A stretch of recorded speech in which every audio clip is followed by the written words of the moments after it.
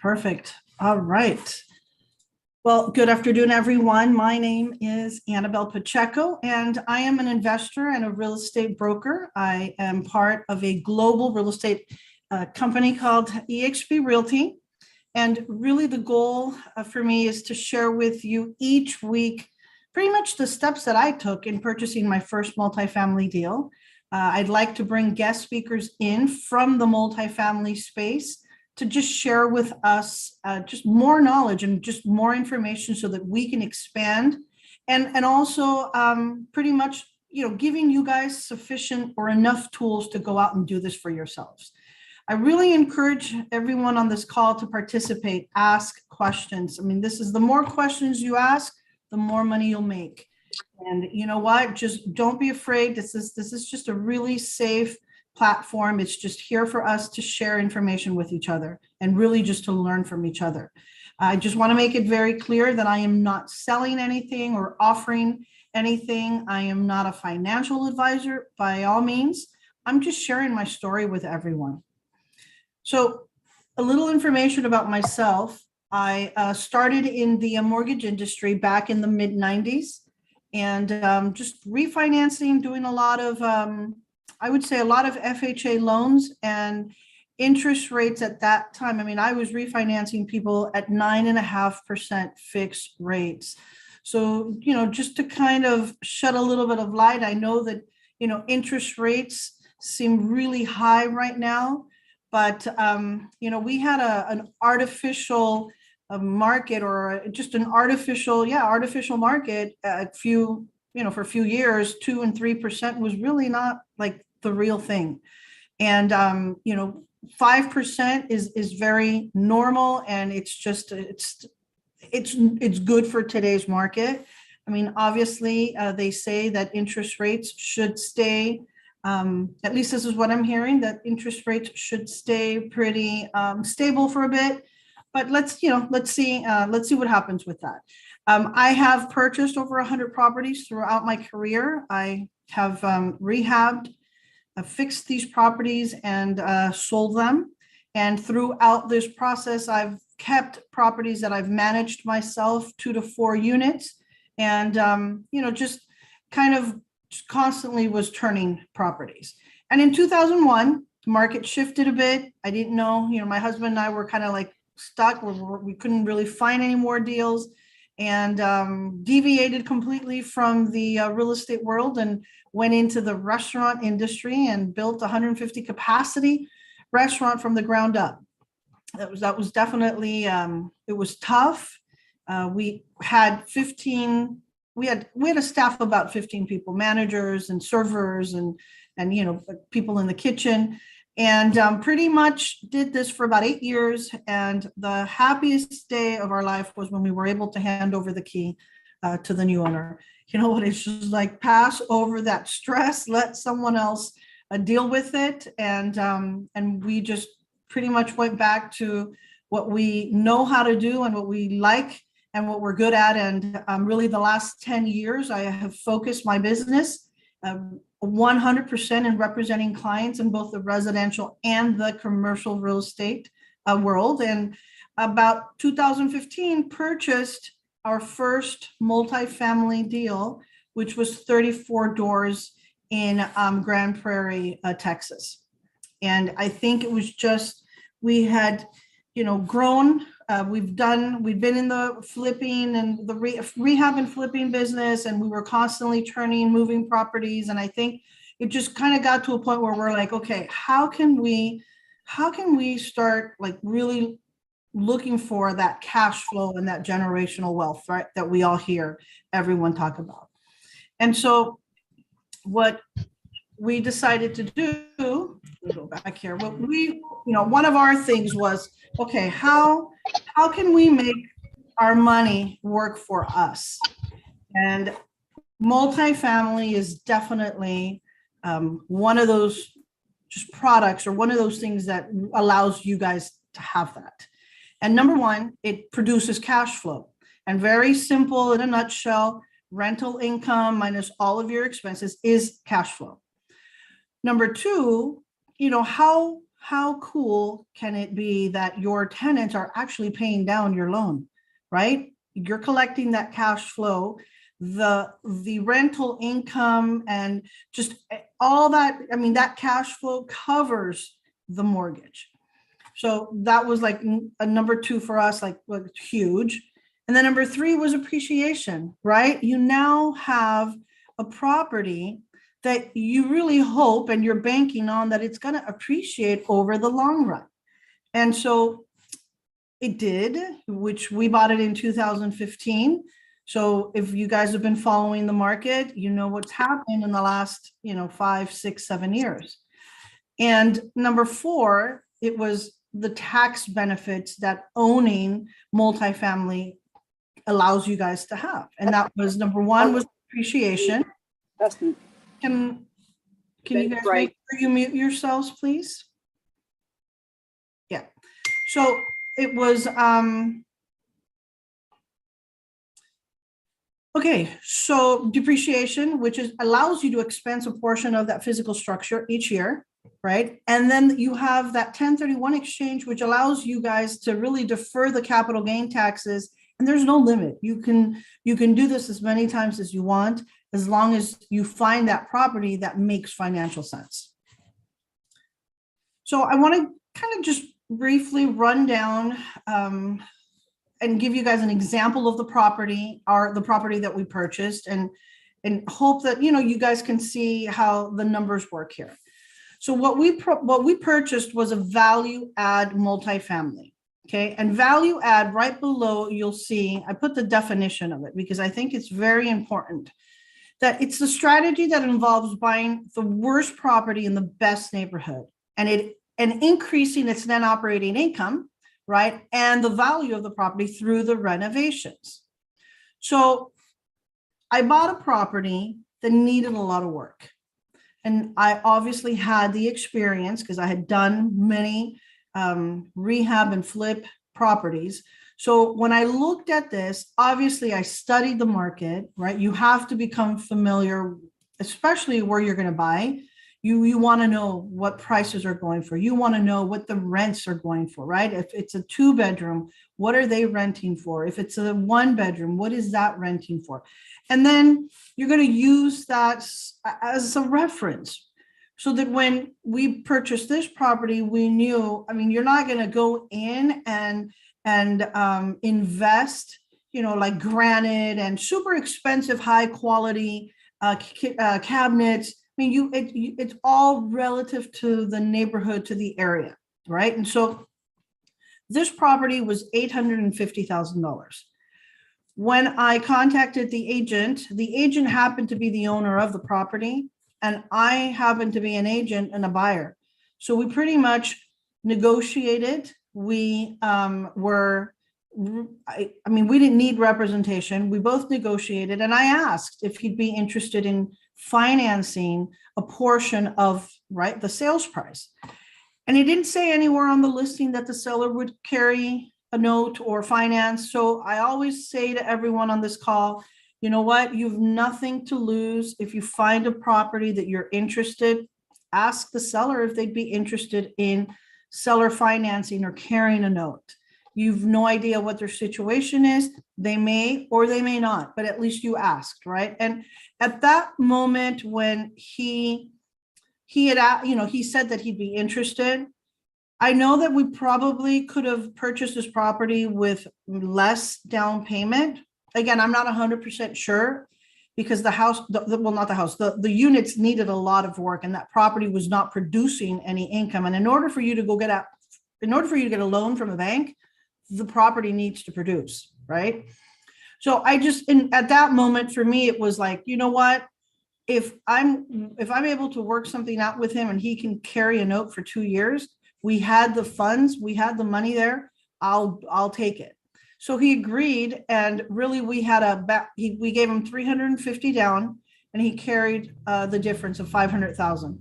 So that allowed us, those 2 years allowed us to go in there, remodel, update the units, increase the rent. So by year 2, when we were able to refinance, the property appraised at $1.6 million. So pretty much doubled in value and doubled in value in 2 years, not because the property just sat there and it appreciated on its own. We improved it. We increased the rental income, which at the end increases the net operating income of the property. And that's exactly what banks are looking for. So we acquired a loan for about $1 million, pretty much got all of our money back, and have zero invested in the property. And today's value of that property is about $2.7, $2.8 million. So this example, I mean, it's like such a great example. I mean, it's like perfect scenario. I wish they were all like this, right? These are the ones that you obviously we want to go out there and look for. They're hard. I'm not going to say they're easy to find, but this kind of gives you guys a blueprint of what can be done. Any questions so far? I have a question. Yeah. Did you see this property in person? Like, did you go and look at it before you put the offer in? Yeah. So what I did before we decided to purchase units or multifamily out in the Dallas area, we studied the market and went out there. My husband and I, we went out there for weeks at a time. Different, like we'll go for a week or we'd go for 2 weeks, and it was just driving around and looking at properties and just becoming familiar, right, with the market, and especially also the different areas and the class, like there's A property, there's B property, and there's C property.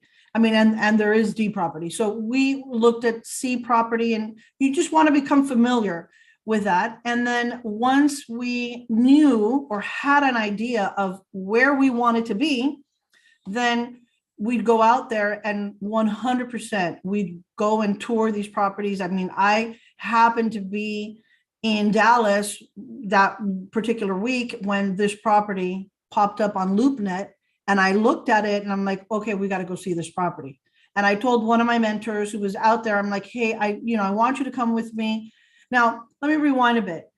How did I decide to even go into Dallas? I had a mentor who had gone into Dallas, had done the research, did well. And I'm like, okay, I'm not going to reinvent the wheel, right? If he did it and it's worked, I'm just going to focus. I'm going to focus in that area. And so all I did was just kind of dive in a little bit deeper and study the market and become familiar with the market. And then pretty much we saw the property, we drove by it, and I knew that this was a great opportunity. It was like, let's put it this way, it was a fixer upper. And we knew we were going to have to go in there and fix it to increase its net operating income. And we were ready. We were in a position that we were ready to kind of pull the trigger to do that. And so, yes, you definitely, you should see the property. If you don't see the property, you should have someone, boots on the ground, wherever, whatever area it is that you are looking to purchase, that is there to actually, see the property and kind of be your eyes and give you the feedback on it. Thank you. My pleasure.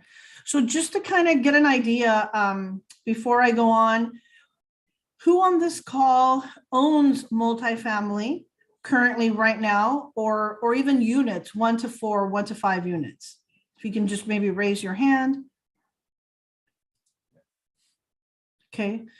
So you guys are looking, okay, perfect. So you guys are looking to get involved. You're looking to purchase multifamily. Are we looking to purchase 1 to 4, or are we looking to purchase more than 4?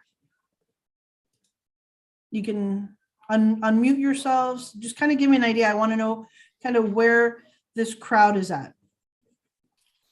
1 to 4 for me. Okay, perfect. And what area, 1 to 4?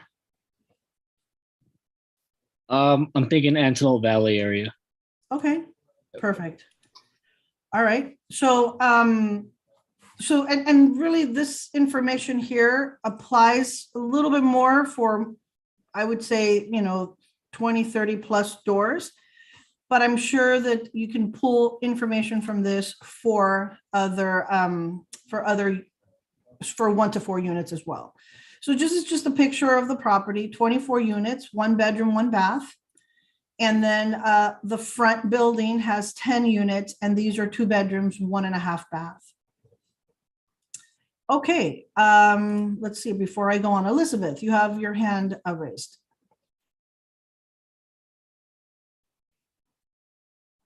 Elizabeth, did you want to say something? Okay, maybe she has that accidentally. Okay, so today I wanted to discuss due diligence with you guys, because I think that this is an important step that all of us need to be aware. Like when you're going to purchase some, property, and this applies for single family or multifamily, but this call is really geared more for multifamily. So you want to make sure that, you are conducting the proper inspections on this multifamily property. Due diligence is really, it's the care that a reasonable person of the buyer should take before entering into an agreement or a transaction with another party, right? You can't just buy something blindly and just because they've given you papers and you're looking at them and that's it. You've got to make sure that your due diligence is done properly, okay? And I can tell you that, I've learned the importance of due diligence soon after like our first real estate blunder, and it happened. I honestly felt that this property was put together or was really just holding on like with gum, because the minute escrow closed, everything happened. Everything happened there. So I stress, due diligence is definitely a step in this process that cannot be ignored. You guys have to pay attention. And there's 3 types of due diligence. There's the financial part, there's the physical part, and then there's the legal part of the due diligence, okay? And really, as a rule of thumb, the financial is always the first due diligence step that you're going to take if you're even going to move forward on a property. Because if the numbers don't work out, then there's no reason for you to waste your time, waste any kind of money on inspections or legal work at all, okay? The majority, and I can tell you that the majority of the deals that do not close they're really because it never made like financial sense. There wasn't that financial support there for a buyer to say, you know what, it's worth the risk. So very important to remember that there are 3 due diligence, which is the financial, that's the first one. If it doesn't make sense, there's no reason to even move to the physical or the legal part. I'm sorry. Elizabeth, you have a question? No? Okay. I'm not sure. Oh, let me see here. Give me a second. No question. Okay. So your hand is raised. You might want to just, all right. So the next part in the due diligence is really how long of a due diligence period do you need? And normally, if it's a smaller property, 30-day due diligence period is sufficient. If it's a larger property, you probably want to do 45, 60-day due diligence period. Okay. And this is just, this due diligence period should begin once you've received all of the requested financial documents. The due diligence period does not begin until you actually have everything that you need to start doing your investigations on this property. Okay, and this usually will motivate the seller to turn over all the records in a timely manner so that, that buyer can perform an accurate analysis of the property's performance much faster.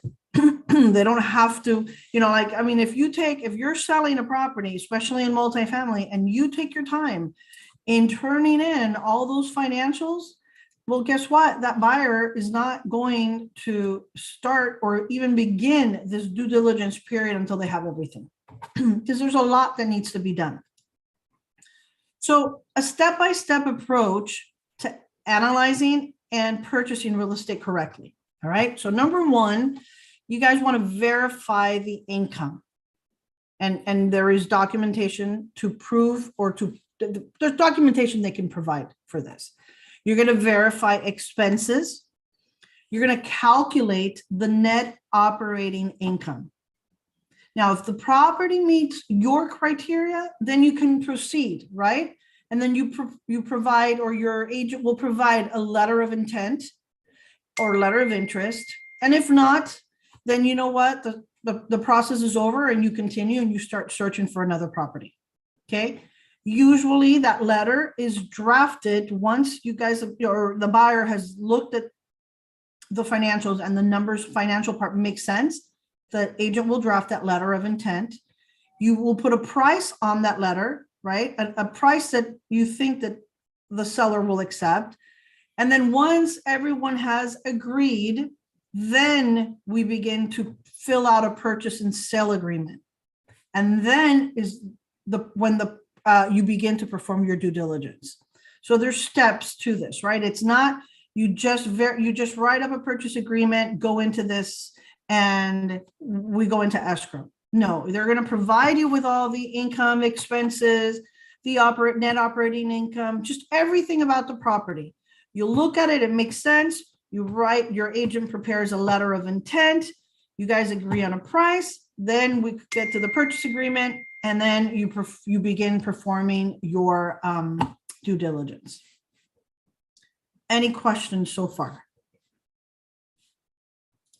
Okay. Sure. I have a question. Uh-huh. I was wondering, as far as the rehab, how did you go about doing that? Did you guys just hire people to take care of it all? Yes. So the good thing is, obviously, we had the background, right? My husband's a general contractor. I was very familiar with this, and so we pretty much just subcontracted people to do cabinets, specifically. Since we had multiple units that we were working on, and you make it simple and cost effective, right? It's the same exact kitchen cabinets for every unit. And you keep things pretty simple, right? Just streamline the process. Let's make it easy and let's just move it out. So we hired, someone to manufacture the kitchen cabinets, the bathroom cabinets, or any cabinet work. That person did it. A flooring company to come in and put the floor, a painter, to paint interior, exterior, AC. We found that was the best way to get the work done, was just to subcontract for those individual services, not hire one person to do all the work. That just didn't work for us. So I would just say you just hire people that are reputable in the area, and you probably would, through either the agent or other people that you get referrals, and then you hire them, you get quotes, right? I always get 3 quotes from 3 different people, and then you hire whoever you think makes sense and it's going to get the job done. Thanks. Mm-hmm. So here's a list of problems that can occur during the due diligence phase.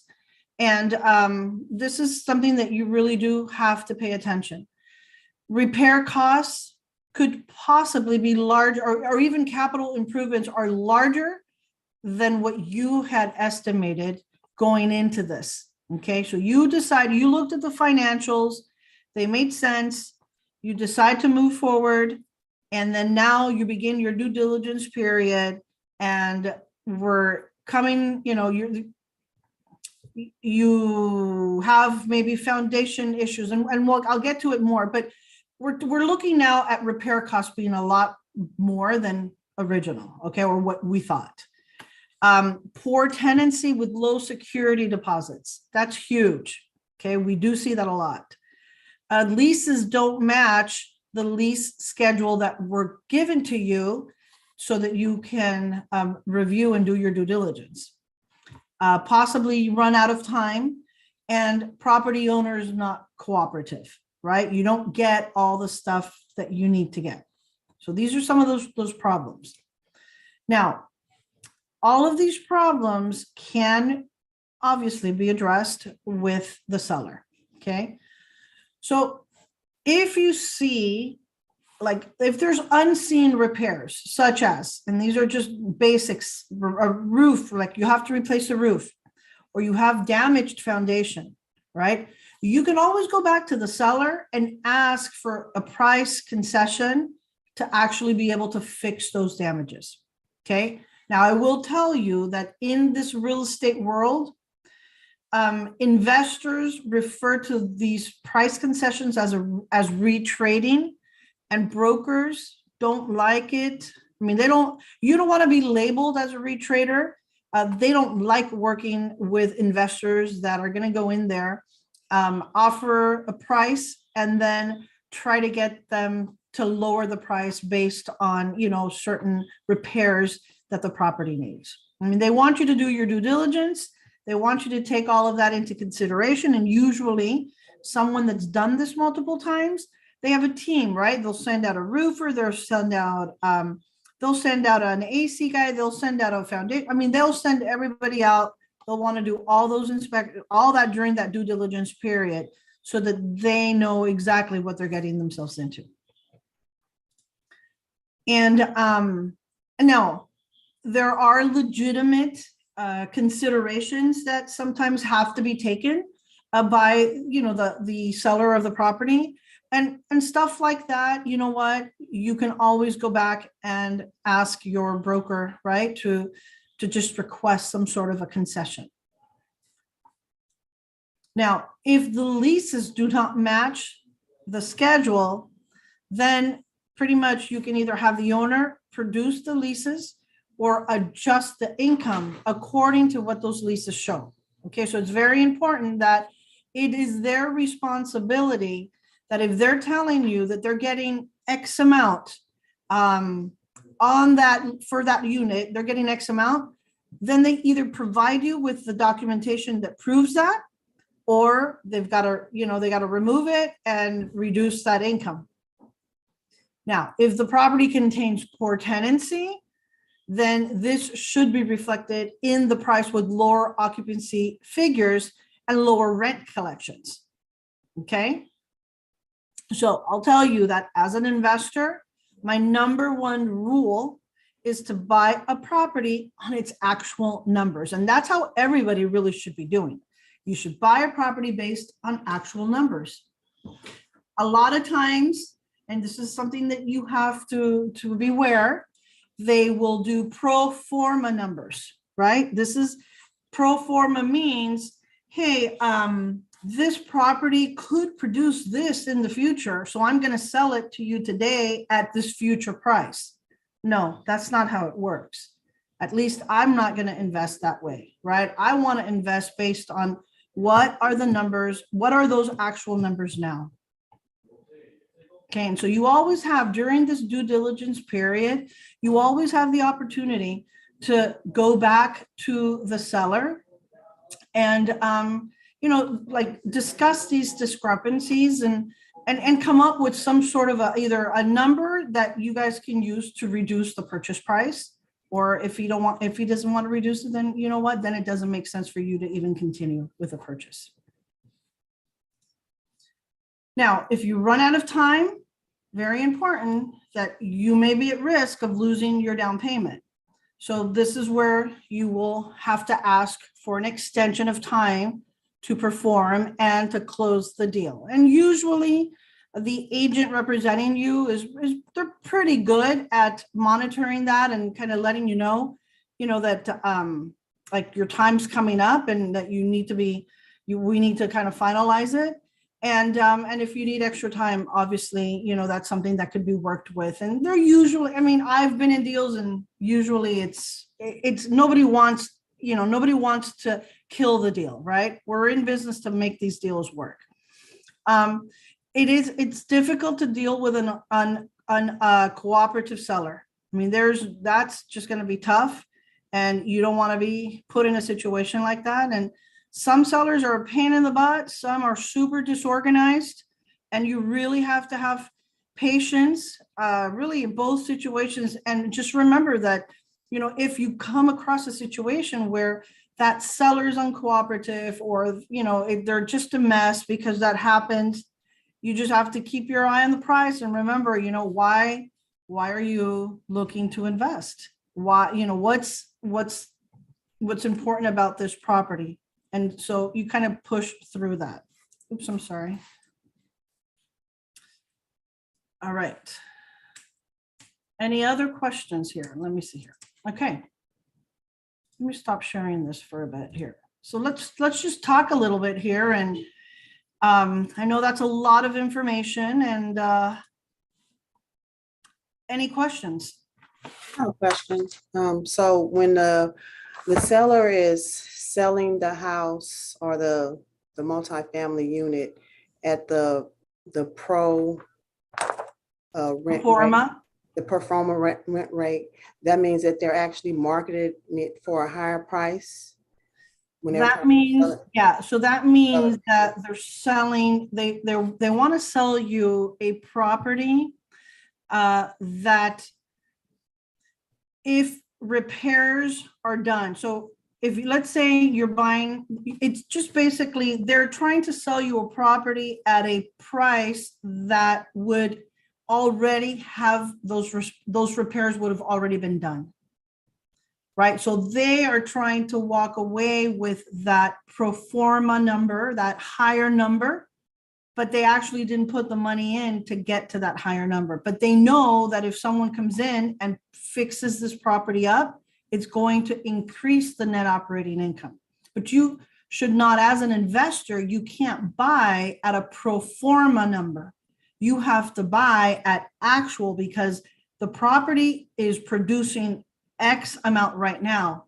Yes, it can produce, a lot more in a few years, but you can't sell it at what it could produce in a few years because you haven't fixed it. So it's very important that you're looking at actual numbers when you're making decisions to purchase any kind of multifamily. Thank you. Mm-hmm. All right, any other questions?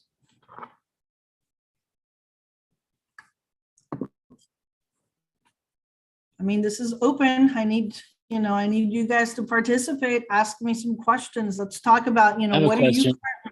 Sure. So this Yes. is not. So this question is not. I mean, I guess it is related to multi. Yeah. So little. I just have to give a quick background. So I'm born and raised in California. I left and moved to the Midwest, and I lived there for a few years from 2020 until just a few months ago. I just came back to California. While I was in the Midwest is when I started investing. Okay. And so obviously the market's different than here, in California. Mhm. So I have property out there and stuff.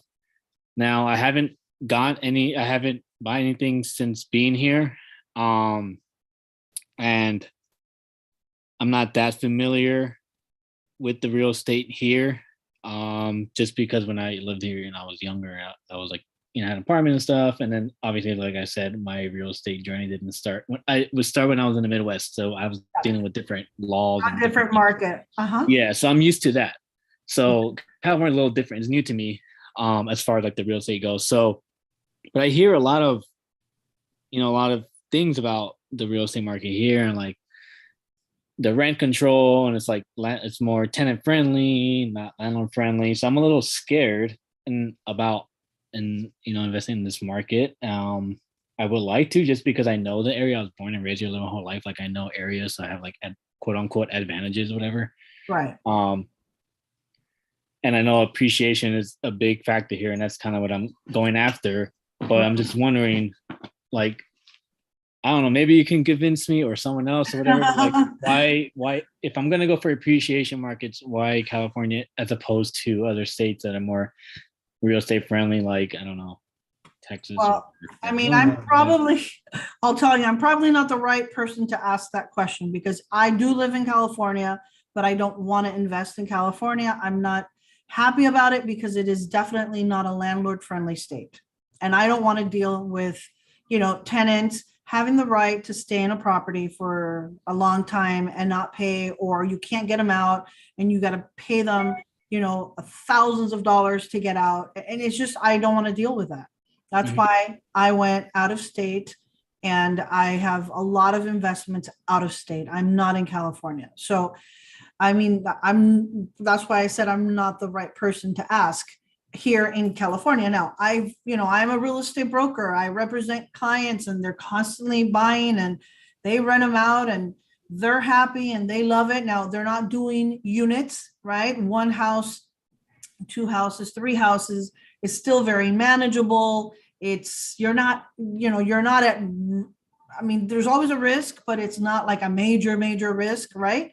So it's different. I think if you're looking to buy, 10, 20, 30 doors, I wouldn't do it here in California. I just think it's too much. It's just not a landlord friendly state. Gotcha. And All right. what area are you in? Are you Jesse? Yep. You're Jesse Rodriguez? Yep. It's so funny because my husband's name is Jesse Rodriguez. And for a moment there, I thought he logged on to this call just to check up on me. No, Oh, I'm not funny. him. Where are you at, Jesse? What So, area? live in Los Angeles, from Los Angeles, but I was thinking of like Antelope Valley area, so like Palmdale, Lancaster, just because it's a little more affordable there. And Affordable, a lot of right? people are moving there and big jobs. Yeah. I area. mean, are you looking for single family or are you looking for 1 to 4 units? Yeah, 1 to 4 units. Yeah. Multifamily.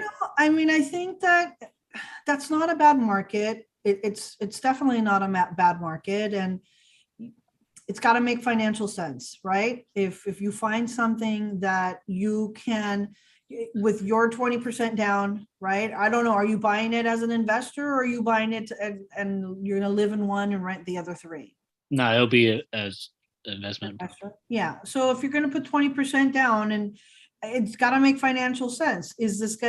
Will those units pay for will the property pay for itself? And if it does, okay, that's one way to consider, but now you want to make a little profit.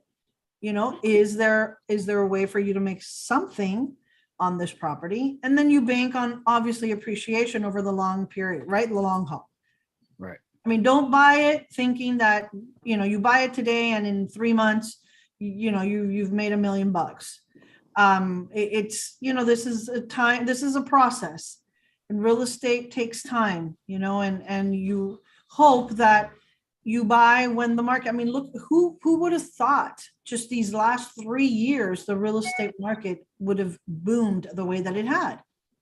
I mean, it's been insane. Houses were selling for $100,000 above list price. Yeah. I don't know. I don't foresee that happening in the next 2 to 3 years. I think we're leveling off. I think the market is shifting, and I don't know, maybe, I mean, I'd love to hear if someone else is in this field and can shed some light, please. But I think that, market's leveling off. I'm starting to see a lot of houses on the market. Inventory is now, filling up. 6 months ago, there was nothing on the market. Yeah, it's been a lot of price reductions as well. Yeah. And then obviously there's people thinking a possible recession and stuff. So like, yeah, I don't know. I'm just like, if I don't know, anybody on here on this meeting too can maybe say something about why California, why invest here in California as opposed to some other place. As far as like appreciation, not like the middle. I'm gonna continue to invest in the Midwest because I know the area, like easy cash flow, but I mean, if now you have to do the math yourself. How much is it going to cost you to buy 4 doors here, 4 units? Yeah, it'll be a lot more. Right? How much is it going to cost you, and what can you make on them? Now, you go to the Midwest, just do the math. How much is it going to cost you to buy 4 doors in the Midwest, and what can you cash flow on it? I mean, I bet you it's going to be a lot less in the Midwest than it is here in California. So it just, at the end of the day, it doesn't make sense. Unless, I mean, now, 4 doors, to only have 4 doors out of state doesn't make financial sense as an investor. But if you have other properties already in the Midwest and you've already have like your little team, you have people that can help you, that can fix it, that can be there, then you're in a good position. Mhm. Right. But you know what? I mean, this is open. Gregory, you have your hand raised, please. Yes, how is the state franchise tax board treating you, being a living in California and investing outside the state? I'm fine. I mean, I don't know much about the tax part or like, I mean, I give my CPA all my paperwork and I'm good. I'm cool. He knows what he needs to do for me. So I honestly, I've no complaints, no problems whatsoever. So are you looking for any passive investors or partners in some of your properties out of state, in other states? Yes. So I am in the process of putting together a, like just a group of, for right now, it's just a list of interested investors. I have had opportunities that have been brought to my attention. And any of those, especially those that get to know who I am and that are on this call on a weekly basis, if you are interested in investing, if I can get, you want to put your name, number on the chat, I'll connect with you. And as soon as I am ready to like invite the investors into the deal, I'll invite them. So yeah, if you're interested, absolutely. I have Great. deals that have been brought to me, and I'm actually getting ready to actually talk to, like just figure all the details out. I'm a cancer survivor and I used to be a landlord, but I don't want the headaches anymore. Yeah, And so, it's tough. Absolutely. Well, Gregory, yeah, if you want to put your info on the chat, do you have access to doing that? yes, I do. I'll do it right now. Thank you very Okay. much. You're welcome. All right. And where are you at right now, Gregory? Central Florida. What area? In the Cocoa Beach, Cape Canaveral area. Oh, okay. Fantastic. I'm getting ready to move back. To California. Very good. Very good. All right. All right. Thank you. You're welcome. Thank you. All right. Any other questions? I have a question. You mentioned something about purchasing an A, B, C, or D. What does that actually mean? Okay, so those are just different grade levels for the types of property. A property is like just perfect turnkey, excellent location, probably even luxury, really nice, right? And then B is obviously a step below that. And then C is below that. And then D is like not a good area. And I like C class properties, that's, I guess I feel very comfortable. I understand it. And I feel that it is one of the classes where you could potentially make a good profit, good return on the money, the value, right? If you're improving the property and increasing the net operating income, there's definitely a lot of room there where you could make some good money. You're welcome. You're welcome. All right. Anybody else? Yeah, that kind of leads to my question is, where exactly would you ideally be looking to make the best profit with the least amount of work or hassle, I suppose? I'm sorry, I didn't understand the question. Like, where would you, like you said, a mentor led you to this property that you mentioned. Is there certain places where you kind of want to look? I know you said the worst property in the best area, but is there anything more? No, I mean, it just really depends on, everybody's situation is very different. Some people will not go out of state. I don't know what area are you in, Catherine? Chicagoland. In where? Chicago. Oh, Chicago. Okay. So, and are you open to going out of state? Yeah, I'm just new with this here, but it sounds like you just get a property manager to manage the situation. I mean, yes and no. And again, it's going to depend. I mean, it doesn't make financial sense, right? Are you looking to buy 1 to 4 doors? I'll have to start there, probably. Okay, so it really, I mean, this is where you have to do your homework and you have to find out, okay, so if you buy something, out of state, 4 doors, first of all, I don't know where out of state you would go, but it's got to make financial sense. And if the cost of you running this property doesn't, I mean, it's got to cover all of your expenses, right? And if you have to fly out there and you have to check up on that property, or let's say that, or if you hire a management company, right, you got to take all that into consideration, see what you make at the end of the day, and then determine if it makes sense or not. So it really, it's a hard question because it really depends on, are you willing to stay in your area, or are you willing to go out? And if you go out, are you going to have the support, someone going to help you 1 to 4? They usually say that if you're going to buy out of state, that it should be no less than like 20 doors to make financial sense. 1 to 4 doors almost is like, it's a tough one. It's tough because you may not make enough income on the property, right, to support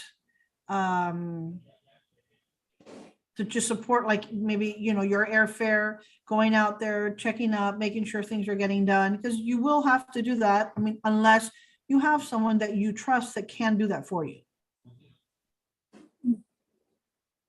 And otherwise, I'm thinking just like other real estate, you just go kind of in an area of disrepair that's maybe on the verge of gentrification or something, and that's where you're gonna, just like any other real estate, make the most money there. But I don't know how codes work with, if you take an old property, you could fix it up to the old fashioned codes or new code. Well, you have to. So whenever you buy any kind of property and you're going to do any kind of improvements to that property, you have to go to the city. I mean, I did that. I went to the city prior to me purchasing.